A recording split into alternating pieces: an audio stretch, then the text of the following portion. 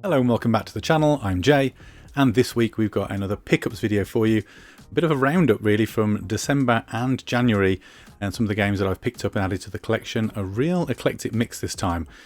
Some really cool things to show you that I think you're really going to like. So let's spin the logo and get into that collection.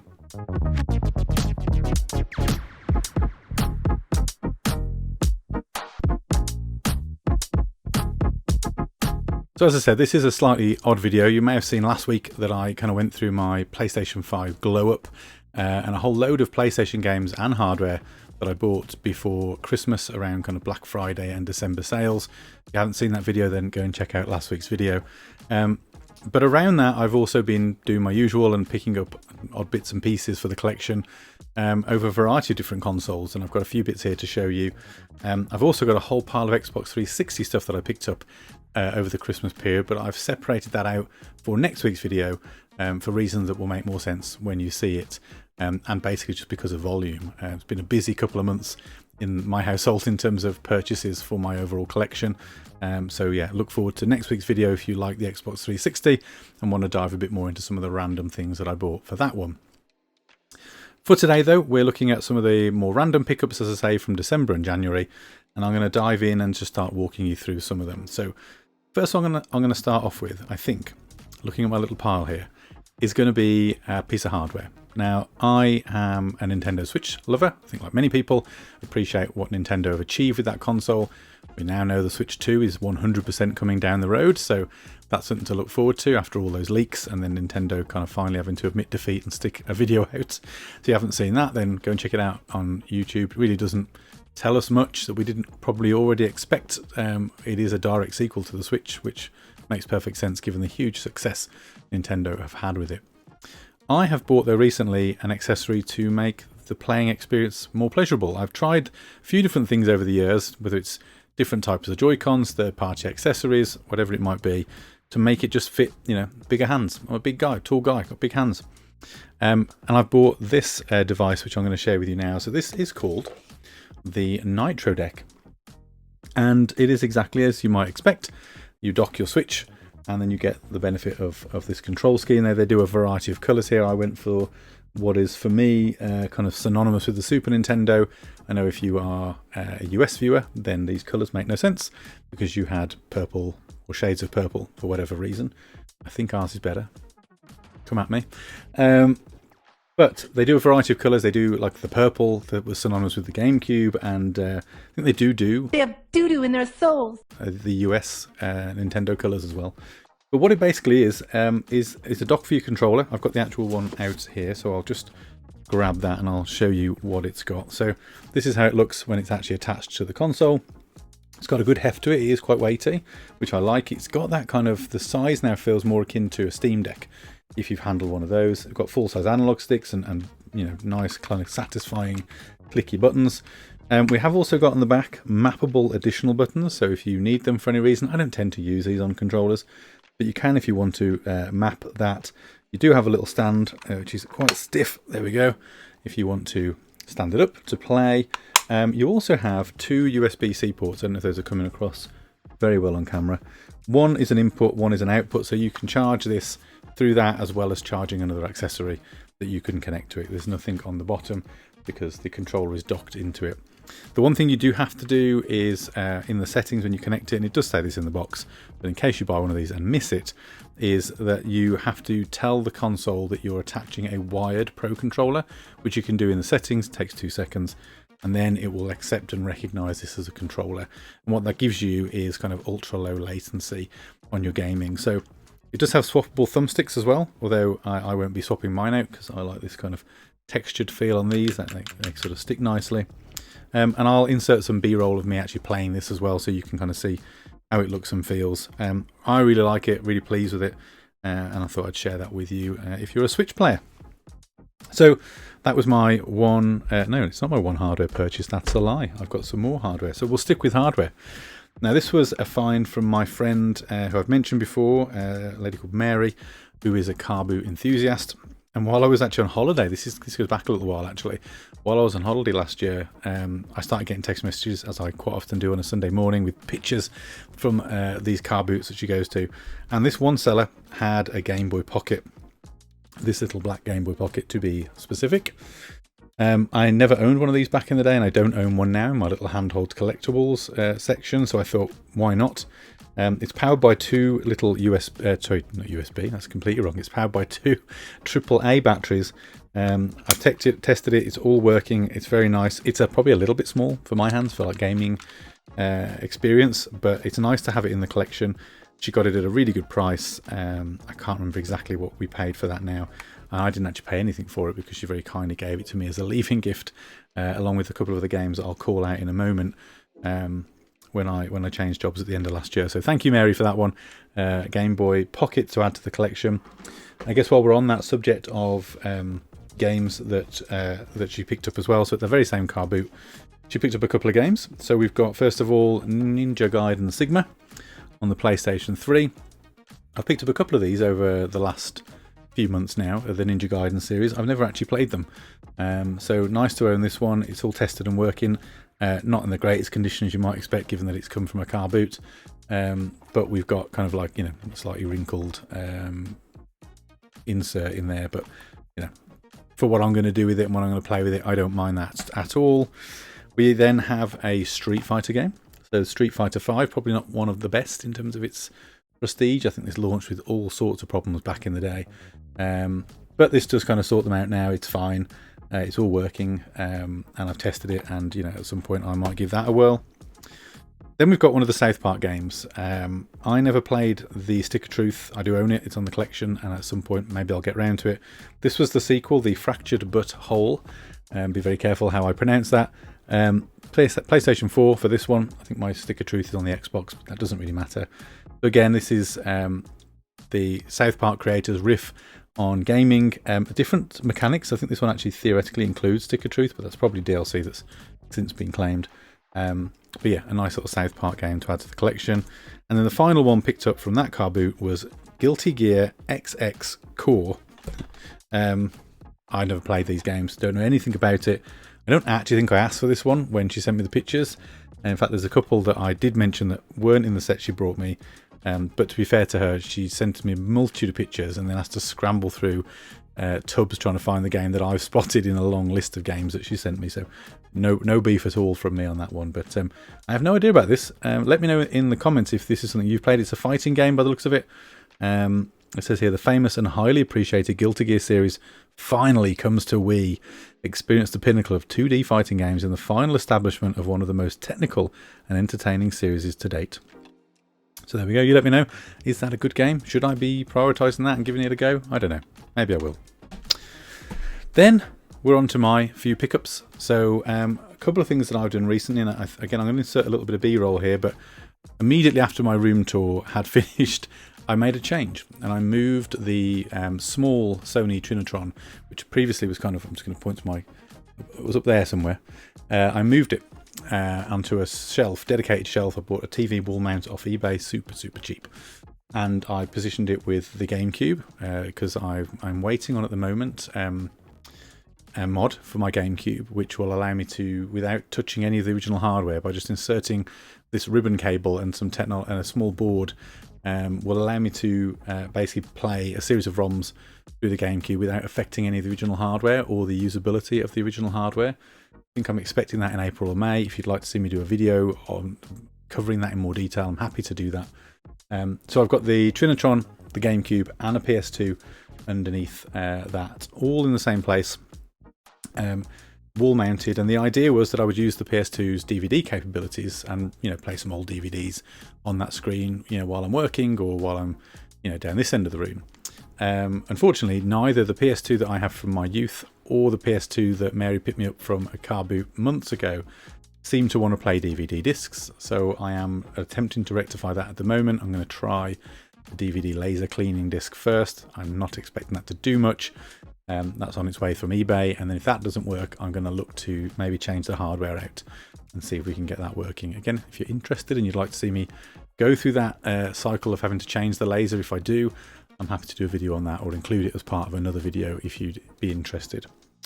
But the reason I'll tell you that story is that the next piece of hardware I picked up is a less exciting one, but it is the PlayStation 2 DVD remote. Because when I'm sat here, I don't want to be having a trailing lead or a controller plugged in to be able to manipulate it.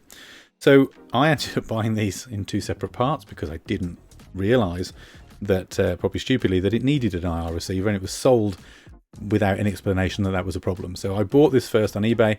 It's less than £10. It's in very good condition, to be fair, and in its defence. It's a very simple controller. It just manipulates the PlayStation from a DVD point of view. However, without this, the IR receiver, it does absolutely nothing. I didn't realise that until I sat there frantically kind of pointing this at the PlayStation, wondering why it wasn't doing anything. Then did a quick cursory search and looked at some of these in their box and noticed a little accessory in the box that hadn't come with mine. So bought this separately. It is an official PlayStation 1. It does now work. So when I get the DVD functionality working or buy another PS2 that DVDs do work in, I'll be able to start watching some of those old school DVDs. Then I'm going to move away from the games for just a minute. There are a few more games to come and some retro ones as well. And I'm going to show you something that I picked up from CEX when I was in there recently. It's my wife that actually spotted it and regretted telling me instantly when she saw it. And it's the reason I'm wearing this jumper for this video. And it is this. It is the Bret Hart, let me just get the name right, the Dungeon Collection. So I'll give you the reason I bought this. First of all, from a wrestling perspective, and I think I've made it clear on this channel, I like my WWE. You can see that over my shoulder. Bret Hart was one of my favourites. You know, the best there is, the best there was, the best there ever will be, was his catchphrase. And he was brilliant.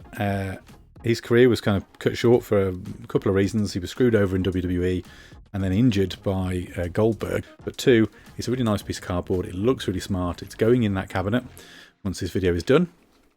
And as I said, it's a 3-disc collection. I'll just quickly pop it out for you so you can see how it looks. That's really cool. And then, you've got your discs in there. So yeah, I don't often pick up DVDs, but with, as I said, the addition of that new PlayStation and the retro TV right next to my desk, I thought that would be a good addition. Back to the games. So I'm going to go for the least interesting ones, or maybe build up to the most interesting one, I think. So a couple of PS4 games. I picked these up in CEX. I think I paid less than £10 per game, just to beef out my PlayStation 4 collection a little bit. And the first one is this, the Order 1886.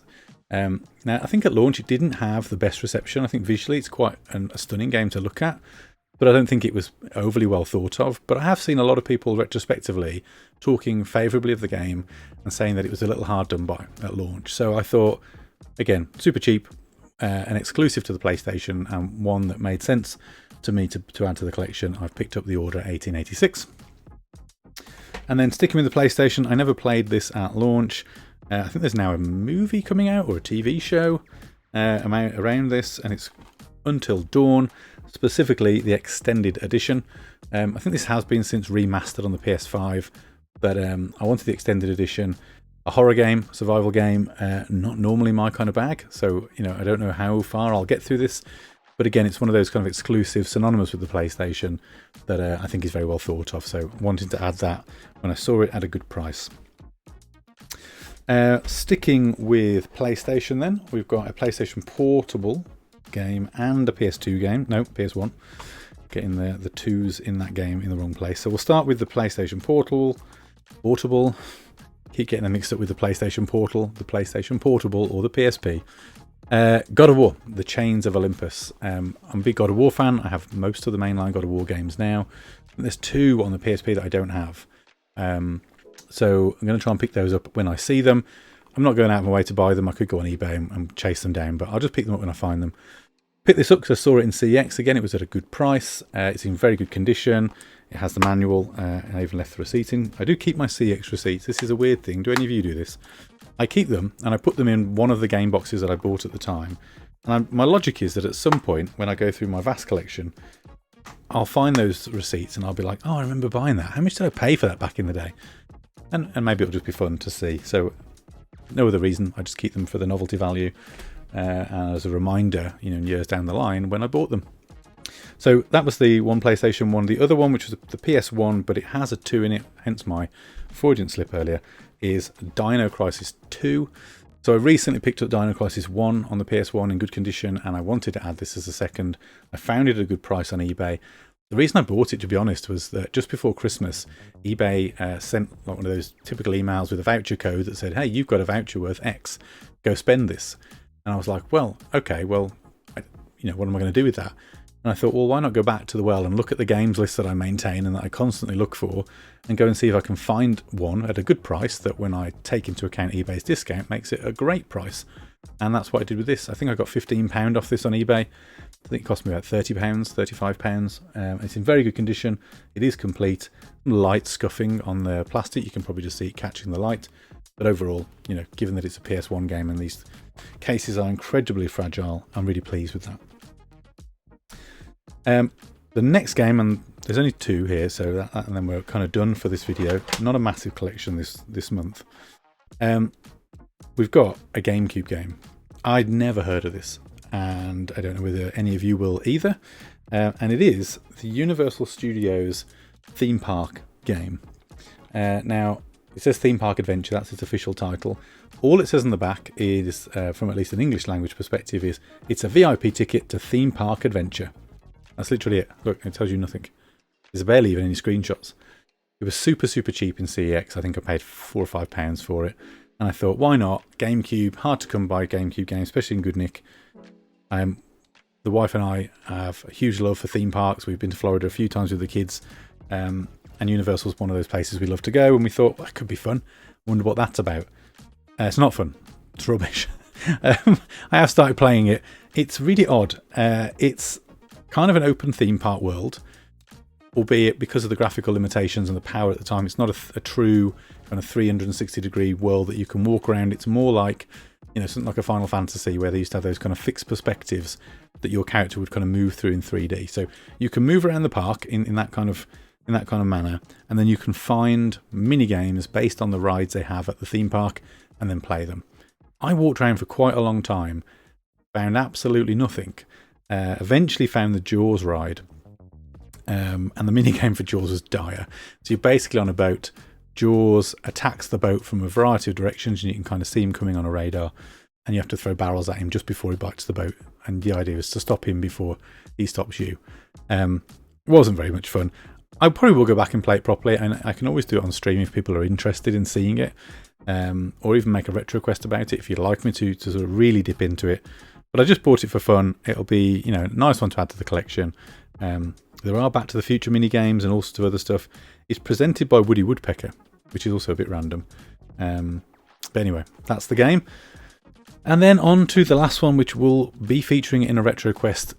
Probably the next retro quest I do, actually. So maybe it's going to be a few weeks from now, but in some point in the future. And that is a Super Nintendo game, specifically Wolverine Adamantium Rage. Now, cart only. I'm not massive on buying, Super Nintendo cardboard, mainly because it adds a heap to the price. There are certain games that I've got in cardboard, and they were bought for a variety of reasons, or they were just my originals.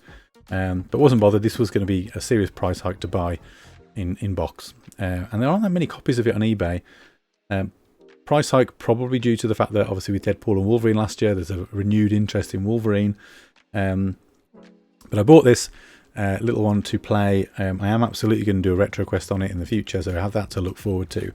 But the last game in this month's pickup is Wolverine Adamantium Rage. And that concludes my pickups for December, January. As I say, a little bit lighter than most months. No, not too much so. Predominantly due to the fact that, as I say, I also pumped a lot of money into my PlayStation 5 and an Xbox 360 mega bundle of stuff that I'll show you in next week's video. But anyway, I hope you liked it. I hope you found something interesting there. Let me know in the comments which pickup you thought was the best, which game is the best in there. Did you ever experience the Universal Studios one? Love to hear some thoughts on that. Subscribe if you haven't already. Help me keep building the channel and growing in the right direction. It really does help on that journey. And I'll thank you again for watching, and I'll see you in the next video.